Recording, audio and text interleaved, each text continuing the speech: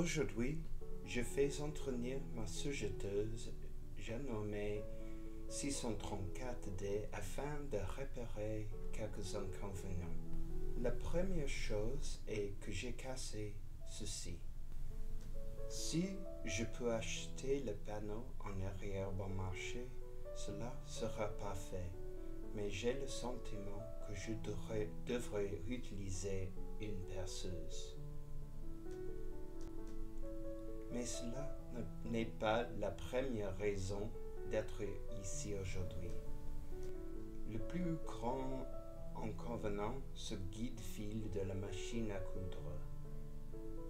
Le voici tourne quand je suis en train de coudre. Et quand les guides ne se posent en place en haut des bobines de fil, ça cause des problèmes avec le règlement de la tension du fil au niveau correct.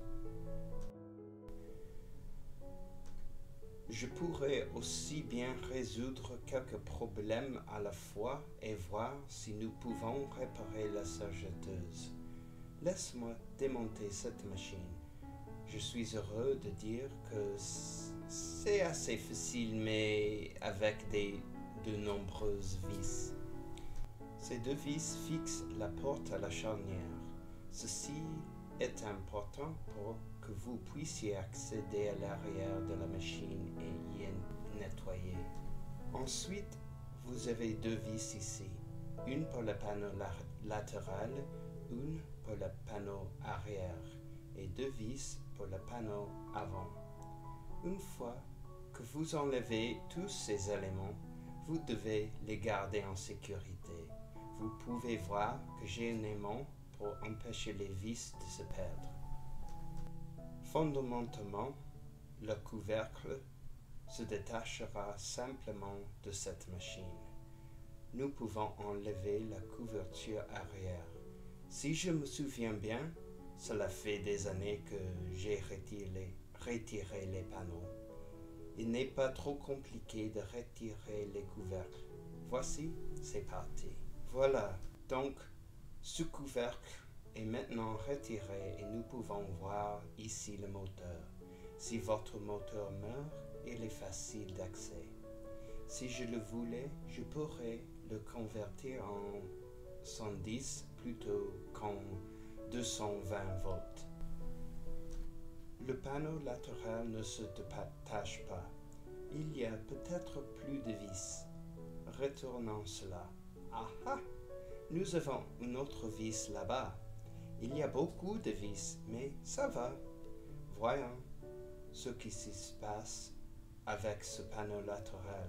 Il y a deux vis ici et là.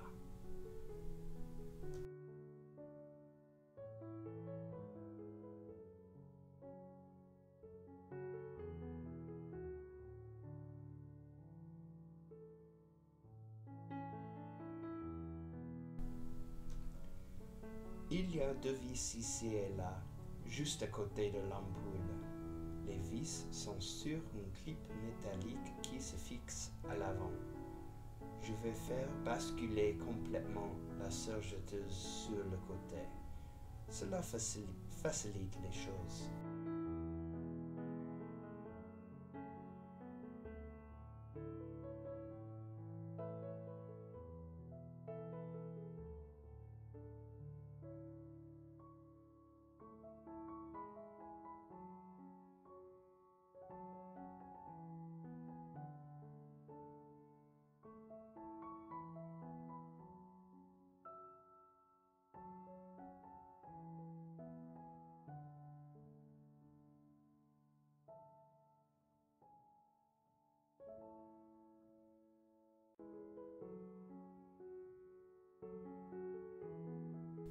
C'est également ainsi que vous pouvez accéder à vos disques de tension pour les nettoyer. Assurez-vous que la porte est ouverte pour le panneau latéral. Ici, vous pouvez voir que le panneau latéral se dessert maintenant sans difficulté.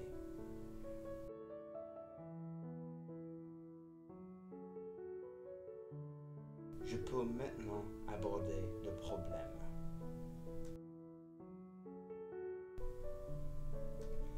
Cette couverture est maintenant lâche. Nous y sommes presque. Le simple fait de tourner le balancier l'a poussé. Il est temps pour un bon nettoyage. Il y a des points de graissage partout ici. Il est temps pour un bon nettoyage. Il y a des points de graissage partout ici.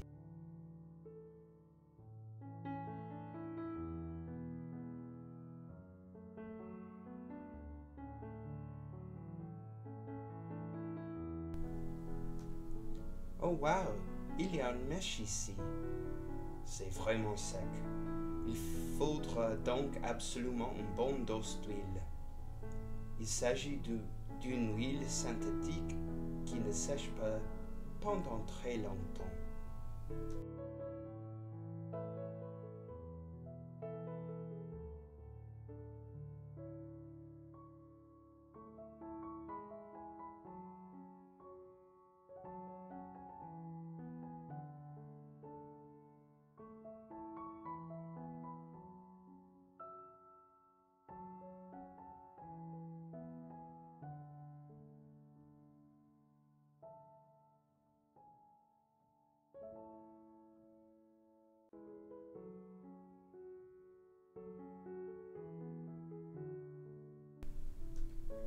J'ai besoin de mettre plus d'huile dans ce récipient.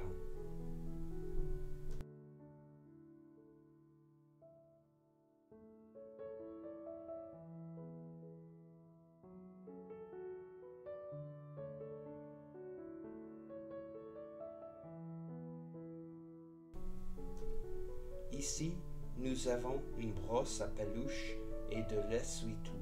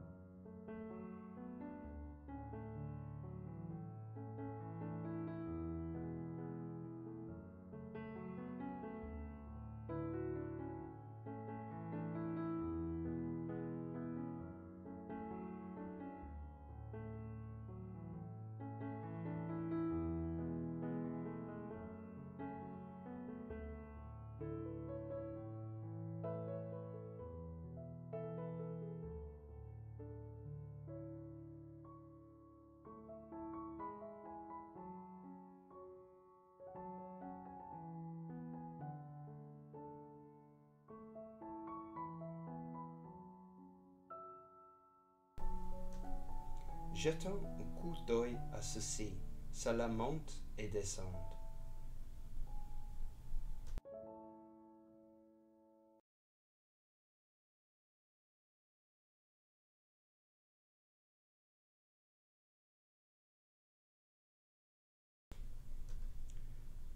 Vous voyez le point d'huile ici là-bas?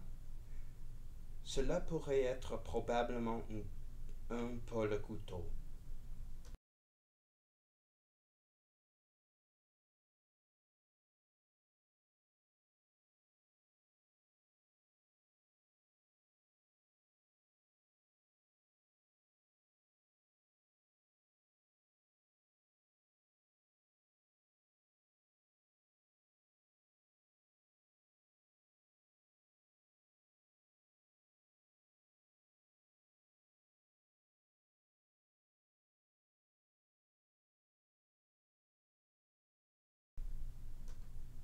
C'est lisse, celui-ci.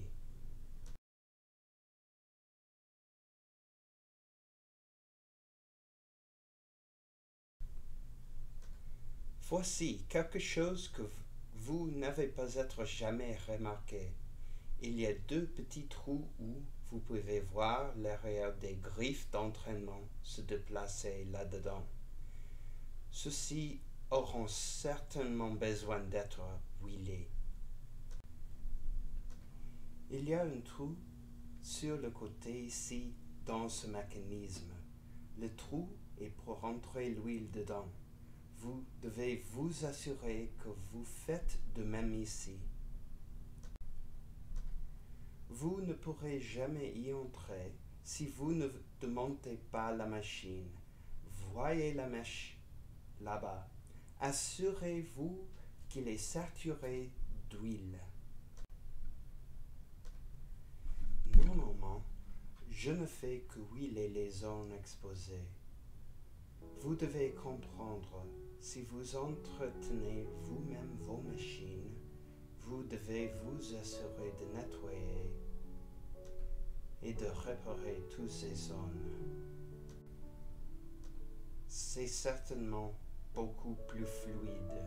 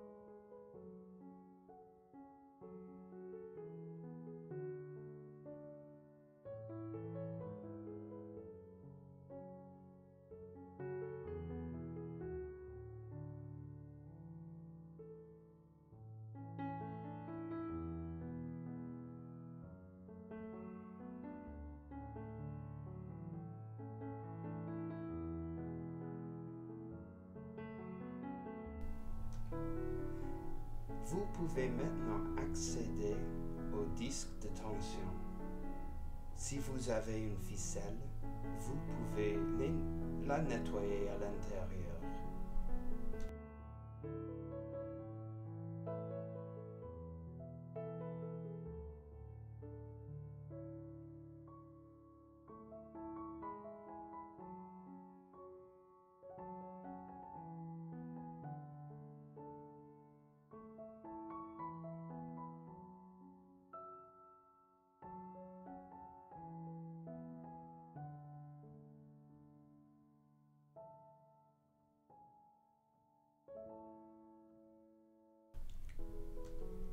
Voici le problème qui existe depuis longtemps. Je pense comprendre ce qui se passe ici. Si je déplace le guide-fil de haut en bas, vous voyez comment il sort de la piste. Il sort de la piste vers le bas. Il semble que l'assemblage du dessus soit lâche. Quand je pose le guide-fil vers le bas, il est censé rester dans cette voie. Malheureusement, il continue de vouloir quitter la voie quand elle approche du bas.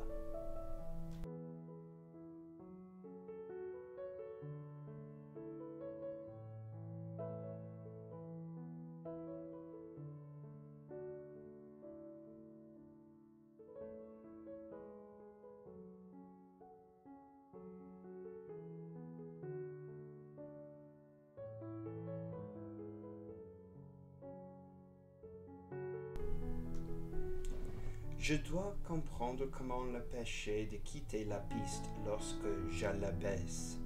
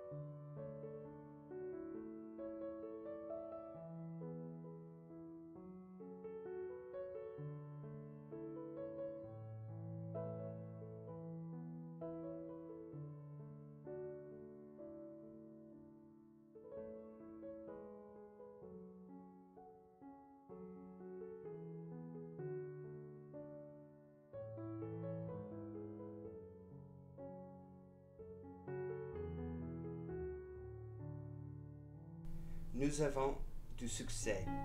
J'ai réussi à le plier de cette façon pour qu'il fasse un arc en direction du châssis de la machine.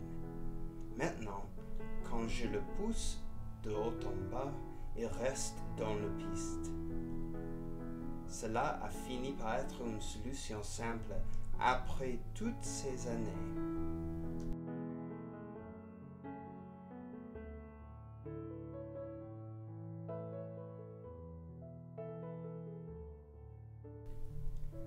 Maintenant, je dois nettoyer l'intérieur des couvercles en plastique et les remettre ensemble.